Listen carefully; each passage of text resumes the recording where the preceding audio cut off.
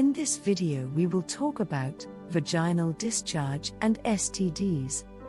Don't forget to like, share and subscribe to our YouTube channel to be notified when we upload new videos daily.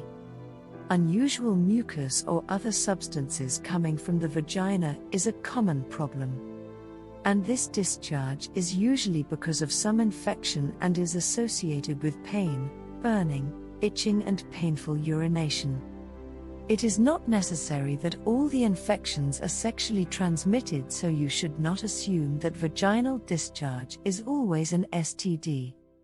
Irritation of the vagina, also known as vaginitis, is the most common reason for discharges and is usually caused by infection.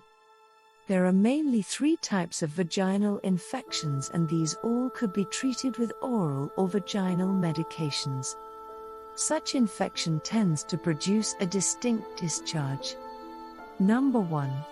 Usually there is a thick, white cottage cheese-like discharge that is itching, irritated skin, yeast infection or candidiasis. Women, those who suffer from diabetes and those who take antibiotics are more prone to develop such infection. Most of the women face at least one yeast infection at some point in their lives. Number 2. Here is a thin, yellow, foul-smelling discharge known as trichomonas that is also transmitted sexually. Number 3. Other symptoms include thin, gray or white foul-smelling discharge known as bacterial vaginosis.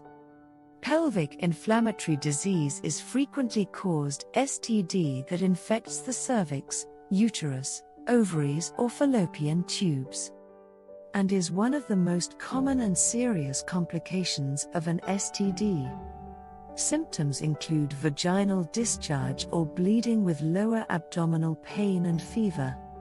Chronic PID could result into 1 or more infections, and the most common symptoms that could be identified are gonorrhea or chlamydia that are sexually transmitted. Genital herpes can also produce vaginal discharge, and it could affect the cervix. It includes features such as fever, itching, headache and general muscle aches. Some women also get infection inside the uterus, and this condition is known as endometriosis, causing fibroid tumors, cancer or STDs. Sometimes a hole develops in the vagina, and because of the passageway caused stool or urine passes through the vagina. This problem can develop after a surgery or injury in the area, infection, inflammation or radiation. Inflammation in the vagina is also caused because of lack of estrogen. And as a woman enters into menopause, her body produces increasing erratic of estrogen. This often makes the vagina dry out and get irritated.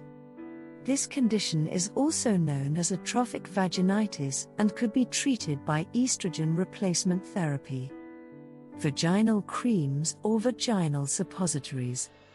I hope you found some useful information and tips.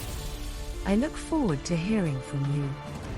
Warning: none of the information on our videos is a substitute for a diagnosis and treatment by your health professional.